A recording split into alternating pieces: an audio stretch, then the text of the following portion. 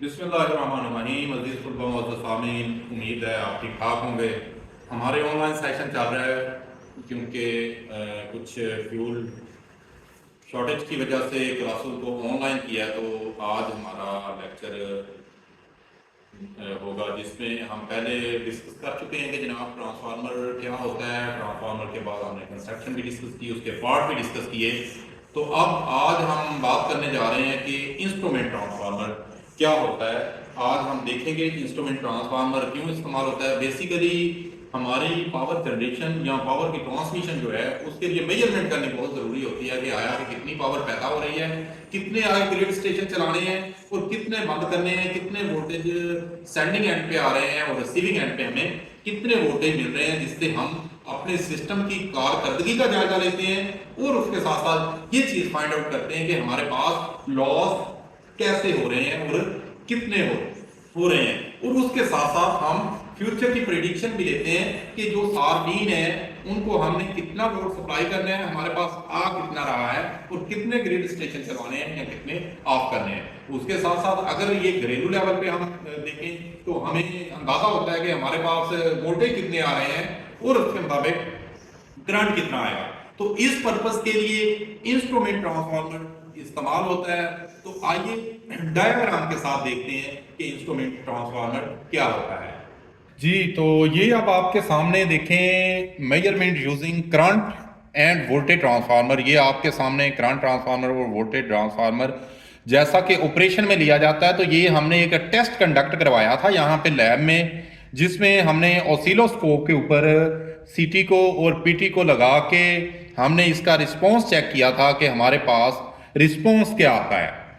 और हमने देखा था कि ये कैसे एक करंट को मेजर करके हमारे इंस्ट्रूमेंट को वैल्यू देते हैं। तो जैसा कि आपको पता है कि जो पोटेंशियल ट्रांसफार्मर होता है इसकी न्यूट्रल फेज प्रॉपर लगानी पड़ती है, और जो करंट ट्रांसफार्मर होता है, करंट ट्रांसफार्मर के अंदर से तारे हम गुजारते हैं तो वो उसके फ्लक्स को देखता है। समझो कि कंडक्टर एक प्राइमरी साइड, ये जो है ये प्राइमरी का काम कर रहा है, और ये जो वाइंडिंग दूसरी सीटी की होती है इसको एज अ सेकेंडरी लेते हैं। तो ये हमारे पास डिफरेंशियल इफेक्ट्स के ऊपर काम करता है कि जनाब प्राइमरी में कितने वोल्टेज आ रहे थे तो अब सेकेंडरी में कितने आए हैं, उसकी टर्न रेशो से इसको मॉडिफाई करके हमारे यहाँ पे ऑसिलोस्कोप पे डिस्प्ले देता है। और इसी तरह पोटेंशियल ट्रांसफार्मर भी काम करता है।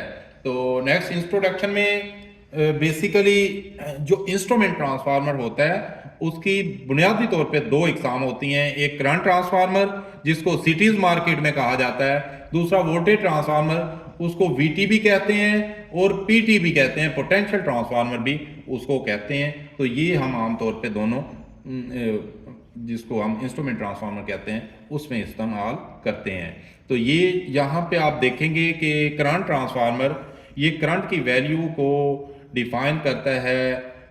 ऐसा ट्रांसफार्मर जो किसी भी सर्किट की करंट को मेजर करके इंस्ट्रूमेंट को उसकी एक रेंज के मुताबिक सप्लाई देता है।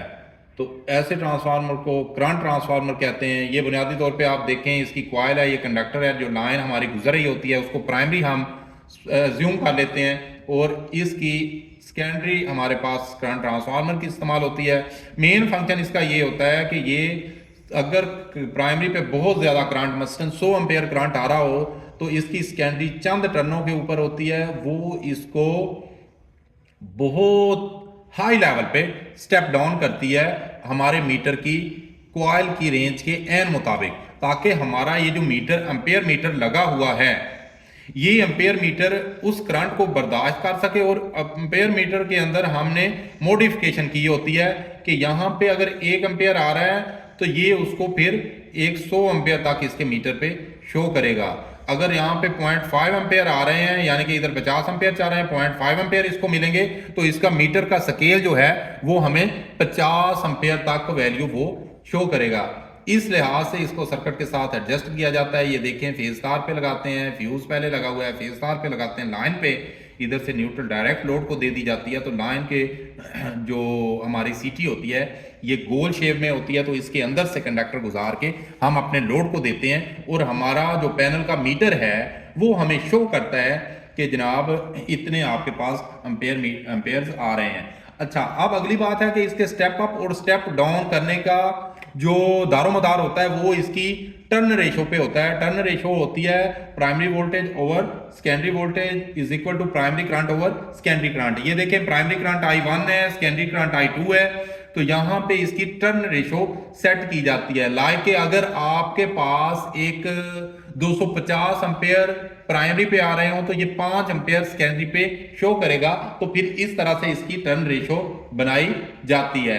नेक्स्ट हमारे पास इंस्ट्रूमेंट ट्रांसफार्मर में वोल्टेज ट्रांसफार्मर या पोटेंशियल ट्रांसफार्मर है। इसको भी सर्किट में लगाने का तरीका आप लोगों के सामने है कि न्यूट्रल फेज जा रही हैं दोनों, तो उसके साथ इसकी कॉइल लगा दी जाती है। इसके बाकायदा 2 कनेक्शन होते हैं, वो न्यूट्रल फेज के पैरेलल में ये लगाया जाता है। वो तो रिंग डाला जाता है सीरीज में, लेकिन ये न्यूट्रल फेज के पैरेलल में लगाया जाता है। तो इसकी जो कॉइल की सेकेंडरी कॉइल होती है वो बहुत कम लेवल के वोल्टेज जो कि हमारे वोल्ट मीटर की ये जो कॉइल है ये बर्दाश्त कर सकती है, उसके मुताबिक उसको स्टेप डाउन वोल्टेज को करता है। तो इस तरह से हमारे वोल्ट मीटर की बहुत ज़्यादा रेंज हो जाती है। एक 5 वोल्ट की कॉइल वाला वोल्ट मीटर 500 एम्पेयर या 5000 एम्पेयर तक की वैल्यू को मेजर कर सकता है। तो ये जो इंस्ट्रूमेंट ट्रांसफार्मर जितने भी होते हैं ये हमारे मेजरिंग इंस्ट्रूमेंट की रेंज को बढ़ाने के लिए होते हैं और हमारी सप्लाई को फाइंड आउट करने या कैलकुलेट करने में हेल्प आउट करते हैं। तो ये इसके लिए होता है V1 ओवर V2, इस लिहाज से इसकी टर्न रेशो बनाई जाती है। तो यहाँ या ऐसे आप रेशो एरर भी निकाल सकते हैं अगर आपके पास एरर्स वगैरह आ रही होती हैं। तो यहाँ पे डिफरेंस इनके अंदर क्या है, सिटीज को सीरीज में पावर सर्किट के साथ लगाया जाता है, जबकि पोटेंशियल ट्रांसफार्मर जो होता है ये हमेशा पैरेलल में लगाया जाता है। पैरेलल का मतलब होता है कि न्यूट्रल न्यूट्रल के साथ इसकी फेज के साथ, जबकि सीरीज में करंट ट्रांसफार्मर लगता है। Secondary connected to ammeter, यहाँ पे जो प्राइमरी इसकी होती है वो लोड के साथ होती है करंट ट्रांसफार्मर की, सेकेंडरी जो होती है ये एम्पेयर मीटर के साथ लगाई जाती है। इसी तरह वोल्टेज ट्रांसफार्मर को देखें तो उसकी सेकेंडरी भी वोल्ट मीटर के साथ लगाई जाती है। ये मीटरों के साथ सेकेंडरी लगाई जाती हैं। The current transformer works to reduce the current for measurement purpose.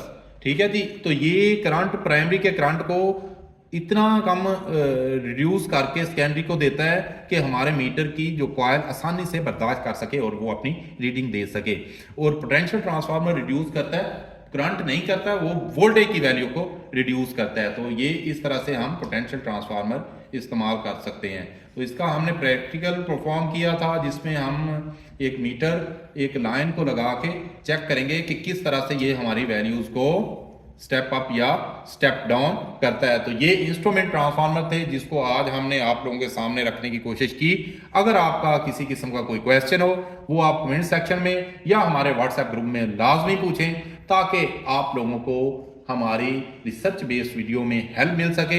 याद रखिए हमने तहैया कर रखा है कि आपको हर हालात में कुछ ना कुछ हम लेक्चर डिलीवर करते रहें, ताकि आप पाकिस्तान की तरक्की में अपना एक खास किरदार अदा करें। अपना बहुत सा ख्याल रखिएगा, मिलेंगे अपने नेक्स्ट लेक्चर में। अल्लाह हाफिज।